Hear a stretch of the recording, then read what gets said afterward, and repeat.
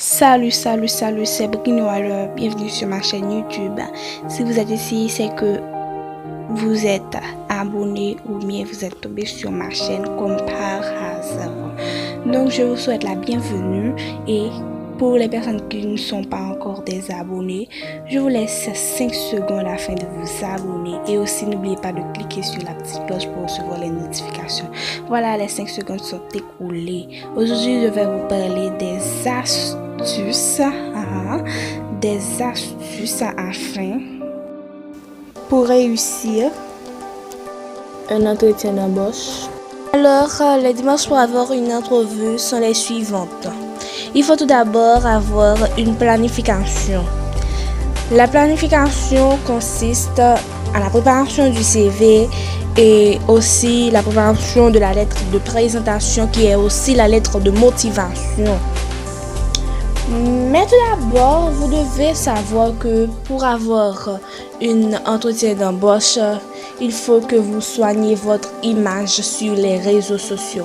C'est-à-dire, les personnes qui vont vous recruter vont d'abord chercher des informations sur vous dès lors que vous déposiez votre CV, ok? Ils vont rechercher des informations sur vous pour voir si vous n'avez pas des photos indécentes, si vous n'avez pas une mauvaise image sur les réseaux sociaux. Donc, il faut d'abord soigner votre image. Ce n'est pas obligatoire de mettre référence sur demande dans le CV.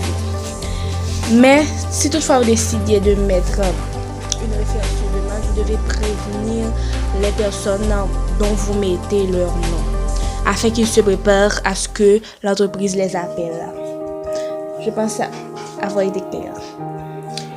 Il faut aussi mettre le CV dans une enveloppe blanche ou un cartable parce qu'il n'est pas trop recommandé de mettre le CV dans une enveloppe jaune parce que une fois que vous mettez le CV dans une enveloppe jaune, la réceptionniste ou bien la personne qui reçoit les CV vont juste mettre le CV quelque part et personne ne va toucher à ce CV là.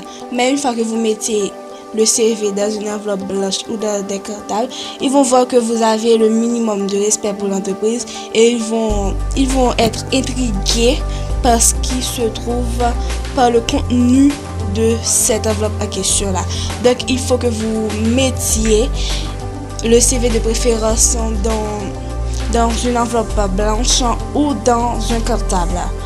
C'est ce qui est le plus important. Dans la lettre de motivation, qui est la lettre de présentation, vous n'allez pas vous décrire en disant « Je m'appelle un tel ». Par exemple, je vais prendre l'exemple sur moi. En disant « Je m'appelle Brini Wider, j'ai tel âge, je suis étudiante en relations internationales, j'ai eu une maîtrise en communication, j'ai eu une licence en gestion des stocks. Je suis une bonne lectrice car j'aime beaucoup lire. Je me prépare pour un concours d'écriture et je suis en pleine préparation de mon document que je ferai sortir très bientôt.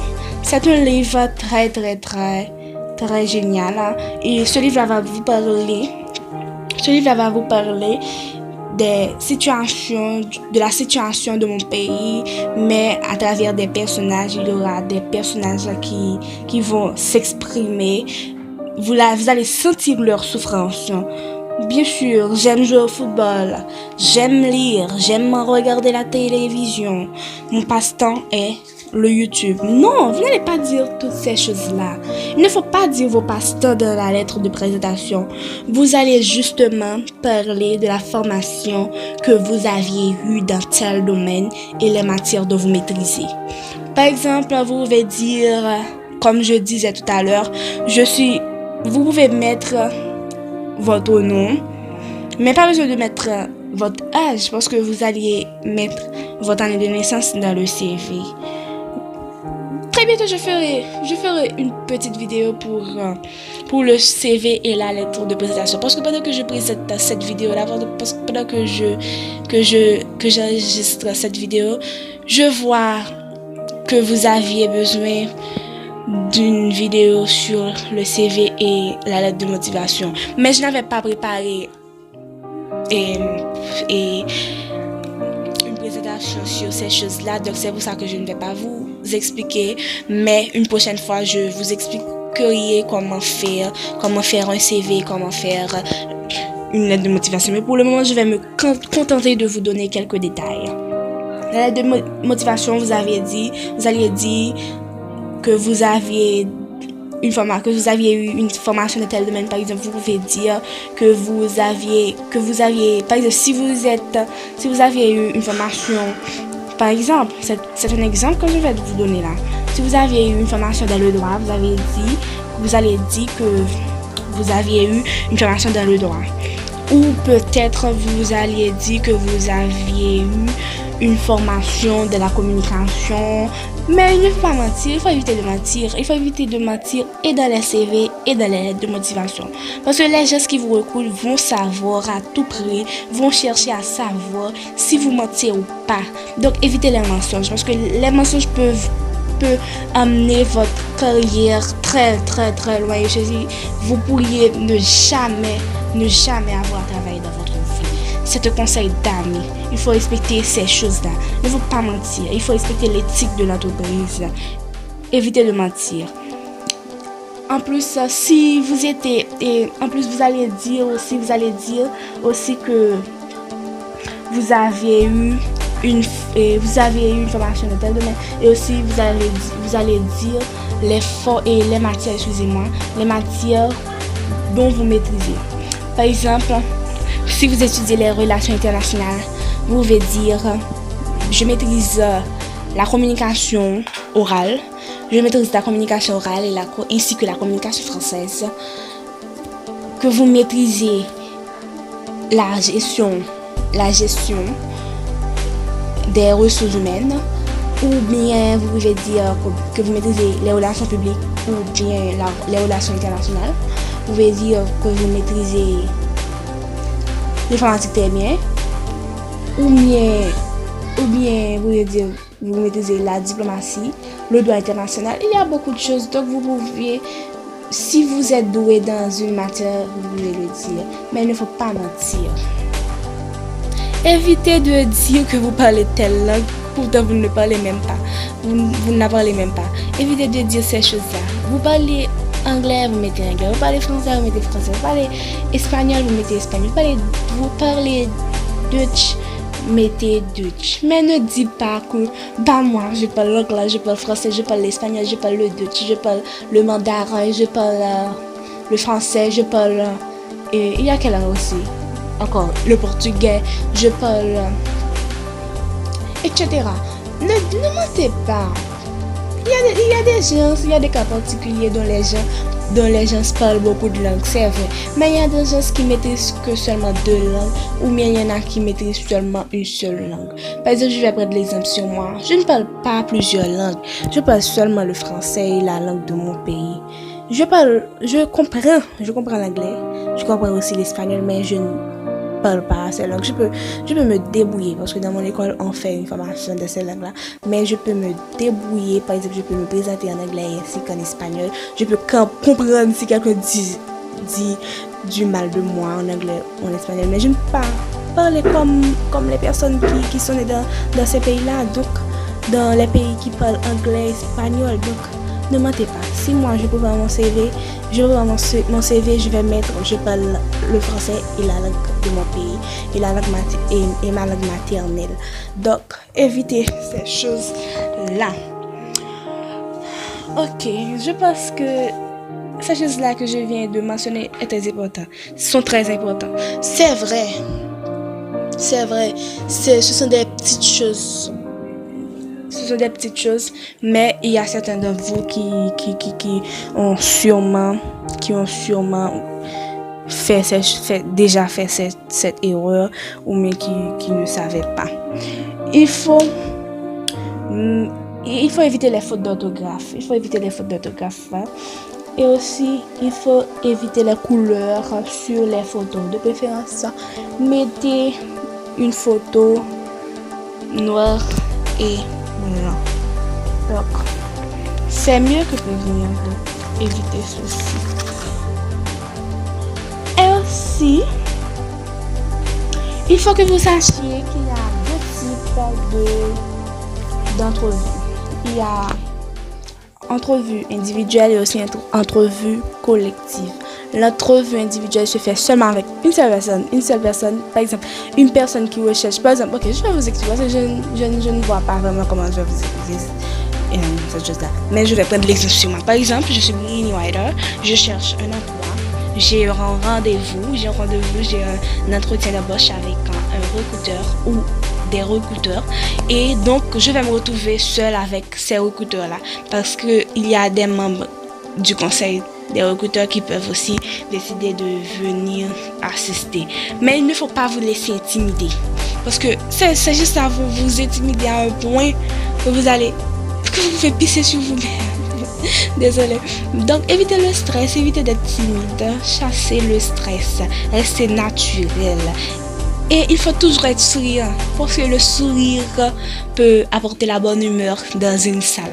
Donc, il faut que vous sachiez ces trucs-là. Donc, et c'est pour notre vue individuelle. Notre vue collective se fait en groupe. Par exemple, je cherche un emploi. Il y a deux autres personnes aussi qui recherchent un emploi. Donc, on va vous mettre tous les trois dans la même salle et on va vous interviewer dans le même moment. Vous n'allez pas par exemple, vous ne connaissez même pas les personnes dont vous interviewez. Et pas connaître ces gens-là. Ces gens-là ne vous connaissent ni en peintre ni en peinture. Donc, il faut que vous vous arrangez afin de parler. Il ne faut pas vous accaparer des recruteurs à vos yeux. Il faut laisser le maximum de chance à l'autre de s'exprimer.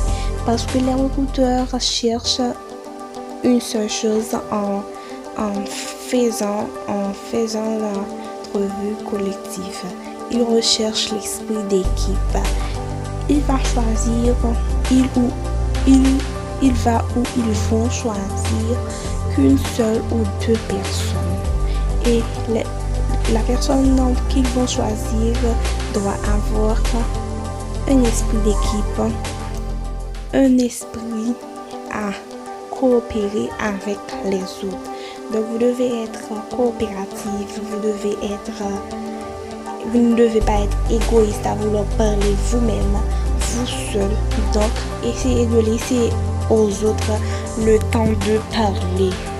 Mais il faut que vous sachiez qu'avant de présenter votre CV ou votre lettre de motivation dans une entreprise donnée, il faut que vous cherchiez à savoir de quel type d'entreprise vous pouvez exercer votre métier.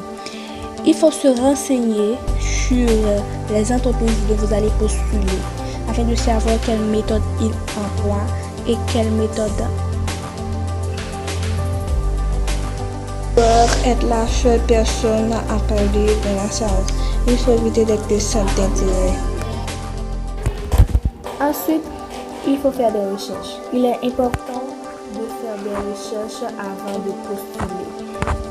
Pour faire des recherches, il y a des sites de recrutement et des réseaux professionnels vous permettant de trouver des entreprises qui recrutent des gens.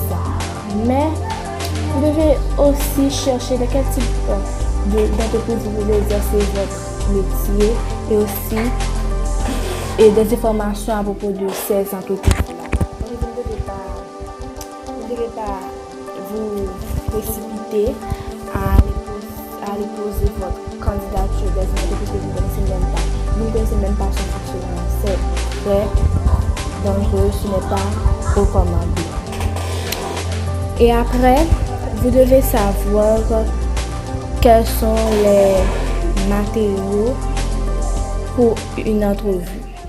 Les matériaux pour une entrevue, ils ne sont pas trop beaucoup, ils ne sont pas beaucoup. Tout d'abord, il faut avoir une question après l'entrevue. Par exemple, vous pouvez demander au recruteur quel autre suivi il va y avoir. Et vous pouvez leur poser des questions. Vous pouvez aussi poser des questions.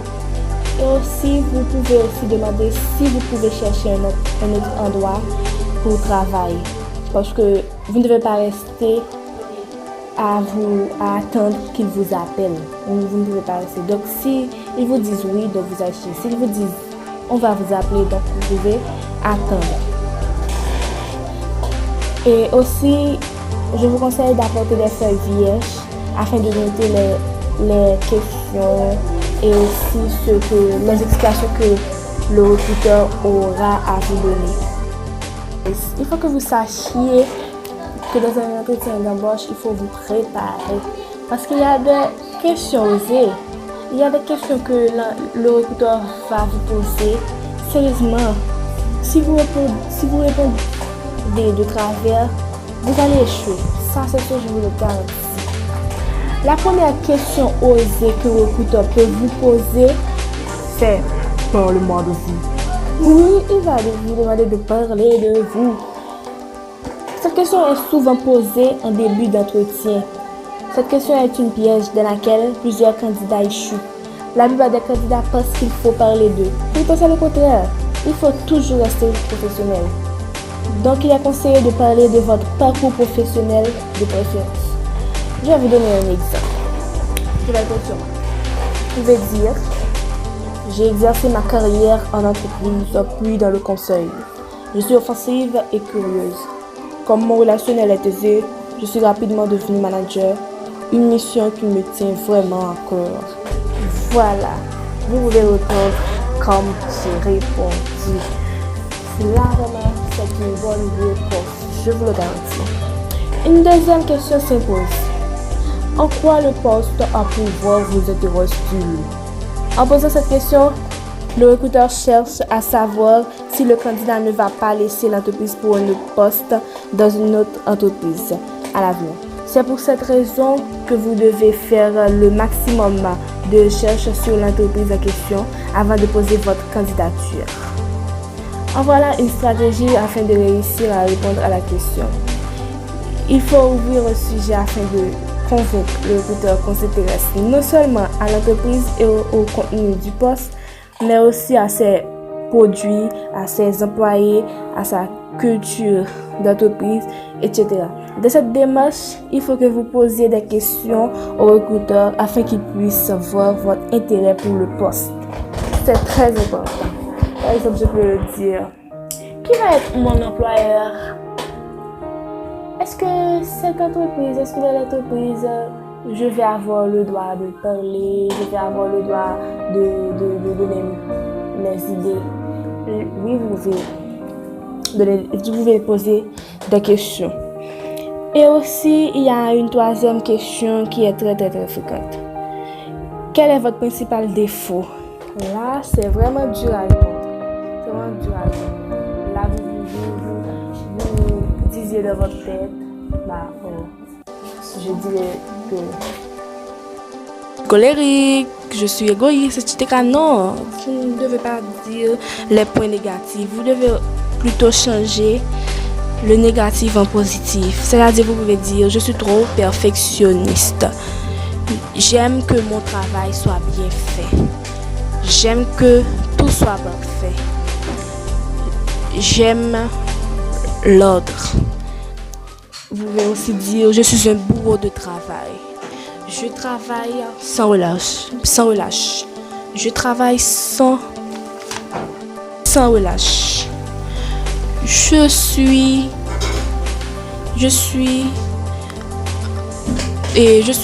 toujours de bonne heure. Je n'aime pas être auteur. Vous pouvez appuyer là, c'est mon plus gros défaut. Il faut éviter les points négatifs. Par exemple, je suis parcimonieuse, je suis pessimiste, je suis toujours auteur. Je me lève jamais tôt. Je parle trop. Vous devez changer cette chose en positif. Oui, vous pouvez le faire. Donc, évitez. Et aussi, il y a une question que je pense qui sera la dernière pour aujourd'hui. Si vous voulez d'autres questions, vous devez commenter et me laisser un commentaire pour me dire si je dois faire une autre vidéo pour donner les autres questions. Et aussi, j'avais dit aussi, si vous voulez que je vous parle de comment on peut préparer un CV et une lettre de motivation, écrivez en commentaire ou bien écrivez-moi sur mon compte Instagram, Bonnie Wider, et vous pouvez me le dire. La dernière question que je vais vous donner pour aujourd'hui, pourquoi devrais-je vous choisir? Cette question est vraiment dure à répondre. Mais je vous conseille de donner vos qualités et vos compétences professionnelles. Parce que si le recruteur vous demande pourquoi il devrait vous choisir, c'est qu'il voit en vous un potentiel. C'est que vous avez fait bonne impression. Donc, parlez de vos qualités. Dites parce que je suis toujours prêt à répondre aux besoins de mon travail. Je serai toujours disponible pour venir travailler. Je serai toujours de bonne heure, etc. Je suis une perfectionniste, etc. Et vous pouvez aussi donner vos compétences professionnelles parce que j'ai une licence en ceci, etc. Il y a tant d'autres questions, comme je l'avais dit tantôt, mais je vais m'arrêter sur ces questions-là. Pour le moment, je vais vous parler de comment faire une excellente impression. Pour faire bonne impression, il ne faut pas arriver à l'heure. Il ne faut pas arriver en retard. Excusez-moi, il ne faut pas arriver en retard dans l'entretien. Il faut éviter ceci. Et si toutefois vous allez arriver en retard, vous devez d'abord appeler le recruteur pour l'informer que vous allez être en retard. Je pense qu'il va vous comprendre. Parce que si vous appelez pour dire que vous allez être en retard, c'est parce que vous êtes sincère. Il va voir un brin de sincérité en vous. Donc, il va vous accorder que vous soyez en retard. Donc, il faut éviter de venir en retard sans prévenir. C'est pas bon pour votre carrière, car ceci est un échec. Il ne faut pas interrompre les gens qui parlent, par exemple le recruteur ou bien les gens si c'est une entrevue collective. Donc, il faut éviter de parler pendant que l'autre parle. C'est un mauvais point. Il faut être toujours souriant. Oui, souriez. On ne va pas dire pourquoi cette fille, ce garçon rit autant. Non. Au contraire, vous allez faire bonne impression. Ils vont voir que vous avez un brin de sympathie chez vous. Donc, vous devez être souriant, vous devez être sympathique. Il faut poser les bonnes questions. Il faut poser les bonnes questions. Par exemple, évitez la question banale. Posez les bonnes questions. Oui, poser des bonnes questions et éviter le stress. Évitez d'être stressé, évitez d'être muette. Il faut essayer de créer des liens amicaux avec de préférence parler, mais sans trop parler, sans parler beaucoup. Il faut parler, mais il ne faut pas parler beaucoup. Ok? Et il y a aussi des attitudes à éviter, mais je viens de vous le dire. Par exemple, ne pas interrompre les gens. Donc, je viens de vous le dire. Donc, je n'ai pas besoin de faire un rappel. Il y a des autres astuces pour une entrevue. Il faut d'abord préparer la présentation de son parcours afin de ne pas être muet devant le recruteur. Il faut, par exemple, c'est pas étudier, il faut, par exemple, regarder, réfléchir sur votre parcours afin de ne pas trop prendre de temps pour répondre quand le recruteur vous posera cette question. Il faut préparer les questions déstabilisantes pour le recruteur. Il il faut se mettre en condition favorable. Il faut installer et maintenir la relation, c'est-à-dire essayer de sympathiser, de se mettre à l'aise avec son recruteur. Et oui, vous pouvez le faire. Cependant, pour le faire, il faut essayer de chasser votre stress et votre timidité. Il faut pratiquer l'écoute active, comme je l'avais dit tout à l'heure. Donc, Pour faire un bref résumé de ce que je viens de dire, ce qu'il faut retenir, il faut avoir un excellent CV, une bonne préparation, un mental de gagnant, c'est-à-dire vous dire oui, je vais avoir ce poste, un langage corporel fort, il faut parler très fort lors de l'entrevue, un self-control, une excellente communication et un esprit de sacrifice. Un conseil pour après l'entrevue. Après l'entrevue, vous devez rédiger un compte rendu à chaud, c'est-à-dire vous devez vous repasser dans votre tête tout ce qui avait été dit lors de l'entrevue, parce que vous allez peut-être passer une autre entrevue dans une autre entreprise, donc vous devez vous rappeler de ce qui a été dit dans l'entrevue. C'est pour ceci que je vous ai dit de marcher avec, d'être accompagné. Je vous ai dit d'avoir avec vous une feuille blanche pour éviter de commettre des erreurs. Par exemple, vous alliez regarder ce qui a été dit dans l'entrevue précédente et après dans la prochaine entrevue, vous allez éviter de commettre les mêmes erreurs. Et aussi, la deuxième chose à faire, c'est de rédiger un email de remerciement. Oui, il faut envoyer un email à l'entreprise, il faut envoyer un email de remerciement au recruteur. Vous pouvez dire je